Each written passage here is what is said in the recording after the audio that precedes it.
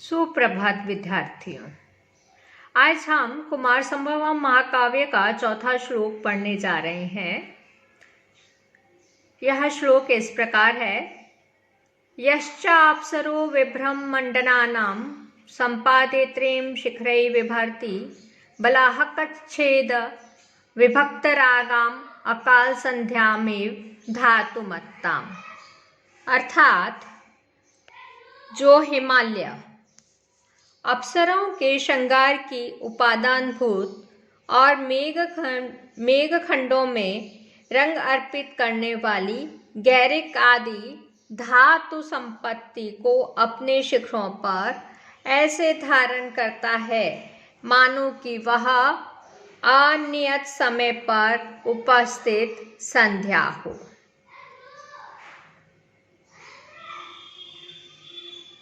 यहाँ पर हिमालय के ऊपर शिखरों में जो गैरिक आदि धातुएं हैं उससे ऐसा लगता है कि अकाल समय में संध्या काल हो। हिमालय पर्वत पे अप्सराओं के श्रृंगार की उपादानभूत सभी धातुएं विद्यमान है। हिमालय उसका उपादानभूत कारण है। वह धातुएं लालिमा लिए हुए हैं और उनकी लालिमा से हिमालय के ऊपर जो मेघ हैं वह भी उस लालिमा को धारण करते हैं और जब वह लालिमा धारण कर लेते हैं तो ऐसा लगता है कि असमय ही संध्या काल आ गया हो।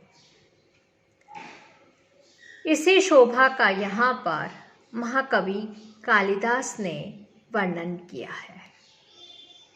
यह अर्थात जो हिमालय च और अप्सरो विभ्रम मंडनानाम अप्सराओं के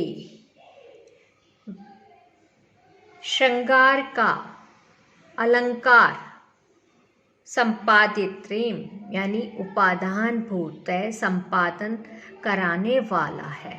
ऐसे शिखरई विभर्ति शिखरों को विभर्ति धारण करता है। बलाहकच्छेद अर्थात मेघखंड विभक्त रागाना संक्रमित लालिमा को धातुमत्ता सिंदूर गैरिक आदि धातुओं से युक्त अकाल संध्या में मानो अकाल असमय ही संध्या काल उपस्थित हो गया हो। यह इस श्लोक का भावार्थ है। सबसे पहले समास अप्सरो विभ्रम मंडनानाम, इसका विग्रह होगा विभ्रमेण मंडनाम। विभ्रम मंडनम यहाँ पे तृतीया तत्पुरुष समास है। उसके आगे अप्सरानाम विभ्रम मंडनम षष्ठी तत्पुरुष समास तेषाम। दूसरा पद देखिए बलाहकच्छेद विभक्त रागाम। बलाहकानाम छेदा षष्ठी तत्पुरुष समास बलाहकच्छेदा। बलाहकच्छेदेषु विभक्तः सप्तमी तत्पुरुष रागो यया बहुव्रीहि समास ताम। अकाल संध्याम अकाले संध्या सप्तमी तत्पुरुष ताम। प्रकृति प्रत्यय इस तरह से है। विभर्ति पद भ्री धातु लट लकार प्रथम पुरुष एक वचन। धातुमत्ता धातु पद है। मतु प्रत्यय फिर तल प्रत्यय फिर टाप द्वितीय विभक्ति एक वचन। संपादित्रिम समुपसर्ग पद धातु नीच, फिर त्रिच प्रत्यय और निप प्रत्यय, तब मिलकर संपादितिम पद बनता है। उपजाति छंद है। 5वां श्लोक। आमेखलम संचरताम घनानाम छायाम मदः सानुगताम निषेव्य उद्वेजिता वृष्टिभिराश्यन्ति श्रृंगानि यस्य आतपवन्ति सिद्धा। यहाँ पे महाकवि कालिदास हिमालय की चोटियों की ऊंचाई इतनी अधिक है कि बादल उनके नीचे नीचे घूमते और बरसते हैं, इसका वर्णन कर रहे हैं।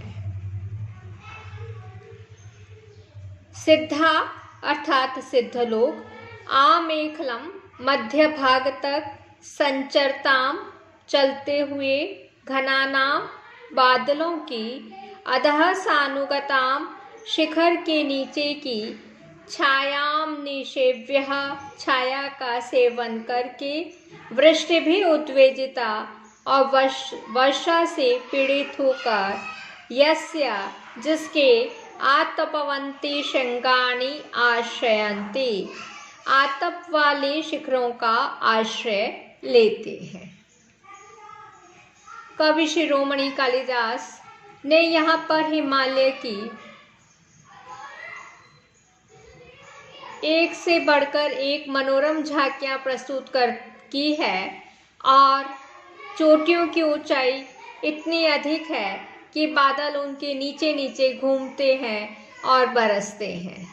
गिरिजन जब ऊपर धूप से तप जाते हैं तो नीचे चोटी पर जाकर बादलों की छाया में बैठ जाते हैं और निचली चोटी पर वर्षा से भीग जाते हैं तो ऊपर चढ़कर खुले धूप में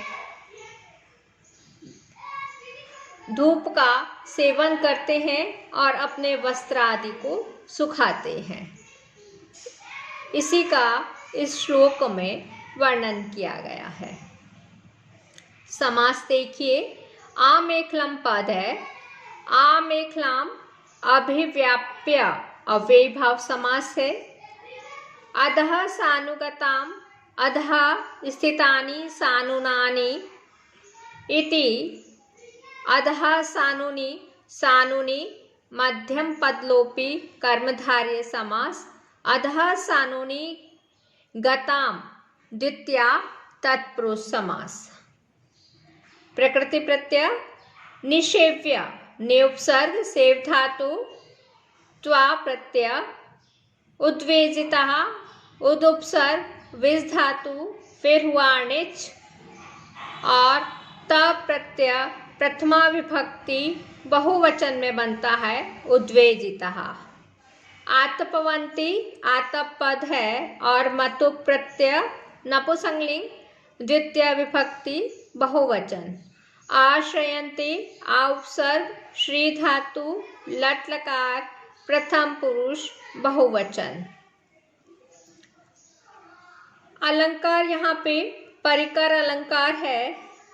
जहाँ पे साभिप्राय विशेषणों का प्रयोग होता है वहाँ पे परिकर अलंकार होता है।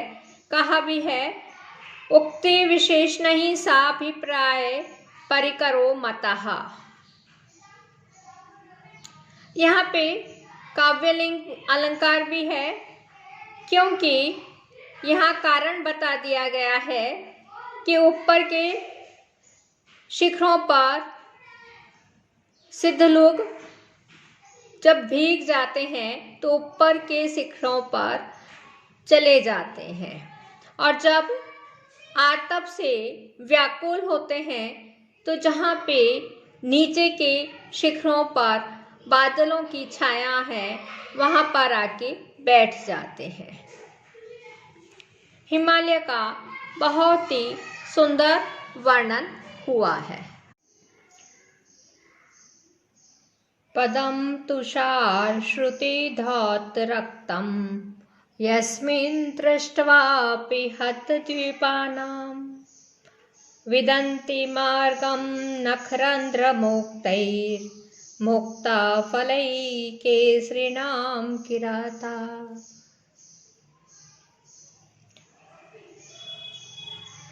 प्रस्तुत श्लोक में महाकवि कालिदास हिमालय पर्वत पर विचरण करने वाले केसरी अर्थात सिंह के बारे में कि वो कहाँ पे गए हैं, इसकी जानकारी किरात लोग कैसे प्राप्त करते हैं, इसका बड़ा ही मनोहारी वर्णन किया है।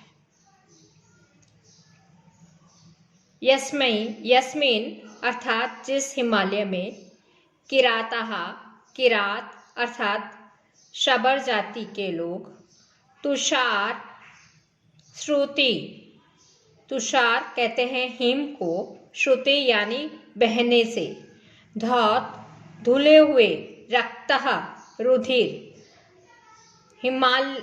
हिम के बहने से जहाँ पे रुधिर धुल गया है, ऐसे हतद्वीपा नाम हाथियों का वध करने वाले, केसरी नाम सिंहों के, पदम पांव रखने के स्थान को, अदृष्ट्वा न देख कर भी, नख रंध्र नाखूनों के छेद से, मुक्ताफलई स्खलित मोतियों से, मार्गम विदन्ति मार्ग जानते हैं। हिमालय पर्वत पर हाथी भी हैं और सिंह भी। हाथियों को मार के जब सिंह किस रास्ते पे गया है, इसकी जानकारी किरातों को सिंह के पंजे में जो नाखूनों के बीच में जगह होती है, उसमें फंसे हुए मुक्ताफल गिर जाते हैं और उन मुक्ताफलों को देखकर वे लोग सिंह के जाने का मार्ग जान पाते हैं। क्योंकि हाथियों को मारने से जो सिंह के पंजे रक्त से सने हुए थे, वह तो हिम के बहने से, हिम के स्रवन से धुल जाते हैं, उससे मार्ग विदित नहीं होता। मार्ग मुक्ताफलों के द्वारा जाना जाता है।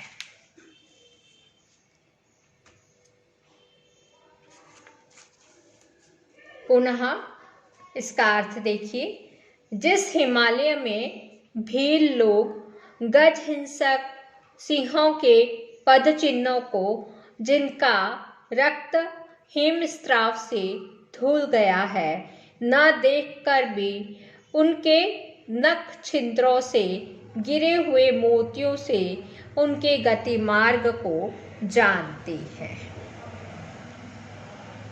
समास तुषार श्रुति धौत रक्तम, तुषाराणाम स्तुत्यः षष्ठी तत्पुरुष समास। तुषार श्रुत्यः बन गया, उसके बाद तुषार श्रुति भी द्योतम तृतीय तत्पुरुष समास। तुषार श्रुति धौतम पद बना, तुषार श्रुति धौतम रक्तम यस्य बहुव्रीहि तत्। इस तरह से यहाँ पे 3 समास है इस पद में, षष्ठी तत्पुरुष, तृतीय तत्पुरुष और बहुव्रीहि समास। हतद्वीपा नाम,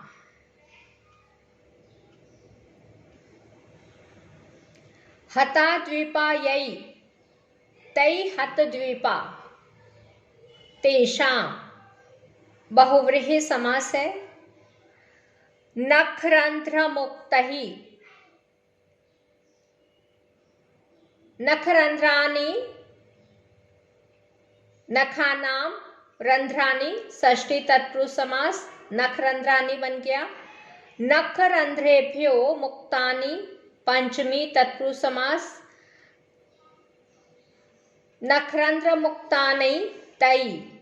इस तरह से नखरंध्र मुक्तई में षष्ठी तत्पुरुष समास तथा पंचमी तत्पुरुष समास है।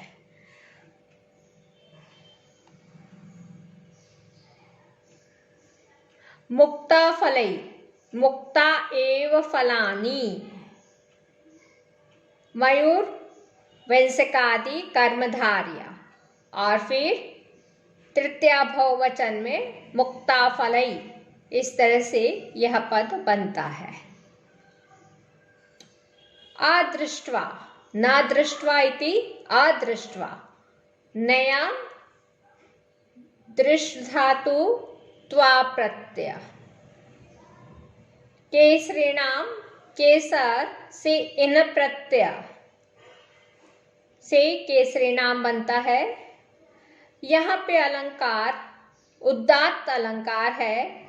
अलौकिक वस्तु वर्णन से उदात्त अलंकार होता है।